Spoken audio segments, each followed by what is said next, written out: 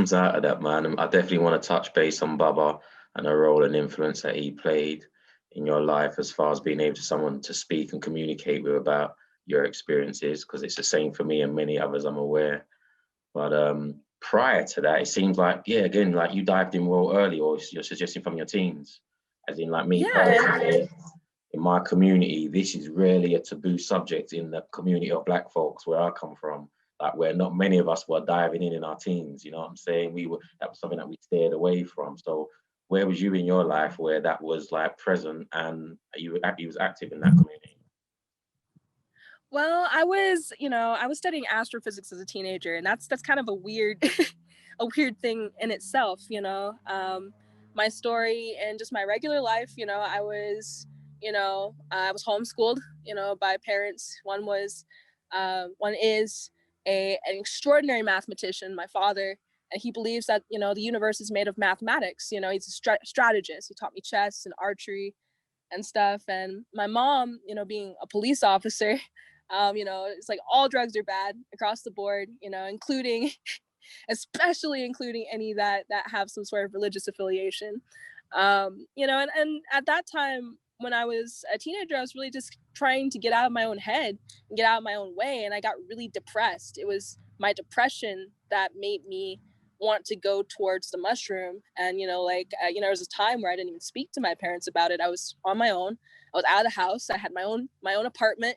I was like, 15 or 16 years old, my own apartment, I was a bad kid, I was still going to college though. That was the thing. I got a moped and I got my books, I got robbed on the bus, taking the bus to school. So I traded in my Sega and my video games and got a moped with no license and decided to just start, traveling to school. And I was a researcher. I was an undergraduate researcher. That's how I was paying my way in college. I had a scholarship. I had a McNair scholarship and a Hamilton scholarship. And they were paying me to do research on variable star physics. And a lot of my friends were like, getting ready to go to CERN. They're about to travel to Geneva for the first time. Remember one of my professors, he helped discover the Higgs boson. And so like around that time, my whole identity was wrapped up in physics. And I went through a really bad breakup, and I was in a pretty abusive relationship. And, I didn't tell my parents about it, but I had a bunch of hippie friends who said, burn all the pictures and then take mushrooms, So I was sitting out there, like, well, screw reality. I don't want to live anymore. And they're like, okay, here, it's her birthday, give her mushrooms. And they surprised me. They didn't even tell me what it was. They're just like, eat this and eat a chocolate bar. And I ate it. And I just started talking, I just started walking and talking. I walked like 12 miles, I think my 17th birthday was my first like big trip. I know my friends were probably dosing me a long time before that. They had been giving me like, here, take this, it's a snack, but it would make me think. It would make me think about my life really hard and put things in perspective, like who I was, who my parents were to me. It helped me forgive my father, because early on I didn't really get along with him so well. And that was my introduction. No one told me it was supposed to do those things. Nobody, sorry, the truck's going by. Nobody told me that it was supposed to heal me. They just said, take it and see what happens.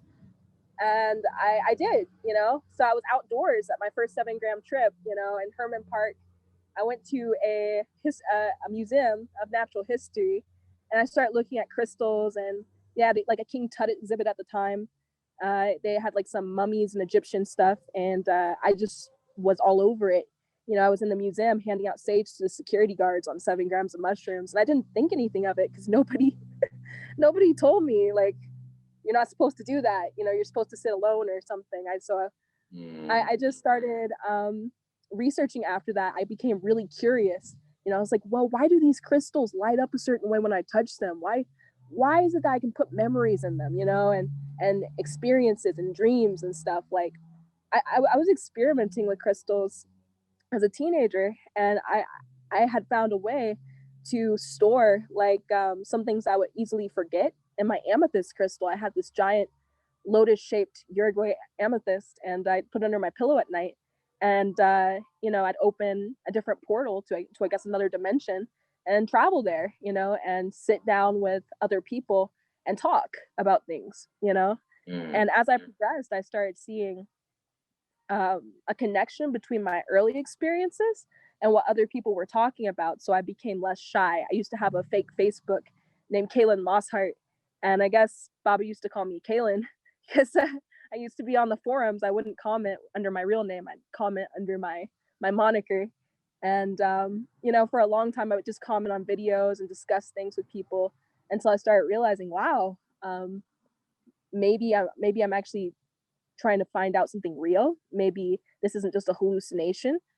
Maybe I'm actually finding out real information because I think something, you know, I'd go to a museum and I'd see, you know, maybe a mask that had like jaguar teeth, and I think, gee, did that person turn into a jaguar? You know, why did they make that mask that way? And I'd take the mushroom and I'd see it, you know, and I see it in myself. And that was really the self-evident truths, you know. So I've lost your video. Oh, there we go. Yeah, cool. I'm here. Yeah. It was just self-evident truths, you know, that kept me going. I'd see something, and then I think, oh, you know, I'm not taking enough, maybe.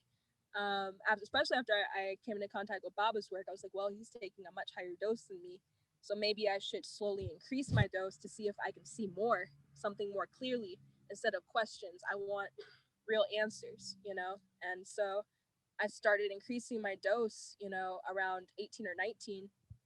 And like over the past 4.5 years, I cropped up from 7 grams to 25 grams. And I still don't like 25 grams, but it helped me get closer and closer to a clarity level, like a baseline where I could work with the mushroom and it could just be transparent with me about its knowledge of the things I wanted to know, and give me more information more effectively.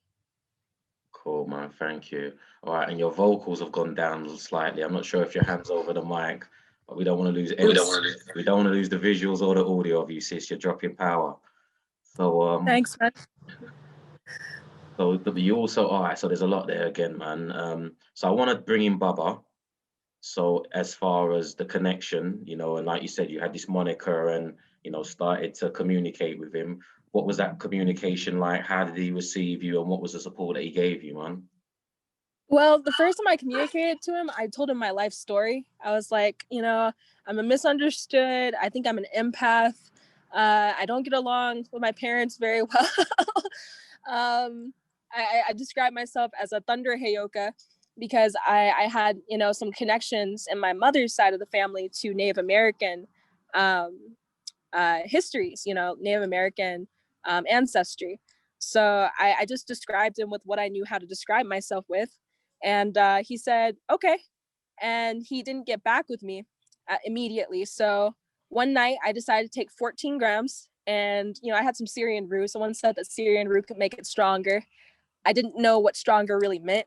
So I just took the dose and I took, you know, some Syrian rue, and my stomach hurt. And I had a trip that can only be described of maybe my worst nightmare, but it was amazing. You know, the floor disappeared and a giant head appeared, and it looked like a giant, you know, that had 3 eyes and snarling teeth. And, you know, I didn't even bother to put, you know, clothes on, and I didn't have any sort of type of ceremony going. You know, I didn't have any candles or anything.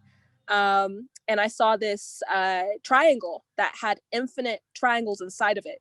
And when I stepped inside this triangle, it was like the Sierpinski's triangle, because my dad was a mathematician. I recognized it.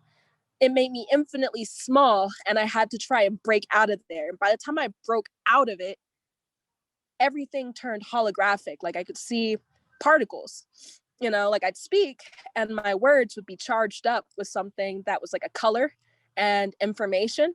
And then I picked up my phone and I tried to dial Baba's number at 3 a.m, and it was really difficult.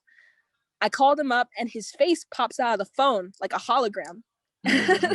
I'm like, you've never talked about this stuff. And he said, well, at least you got in. Call me when you come down. And that's how we started communicating. Wow. Dope. Yeah, let me get a tissue for my nose. I did some rap before before the call, so give me a second. Cool.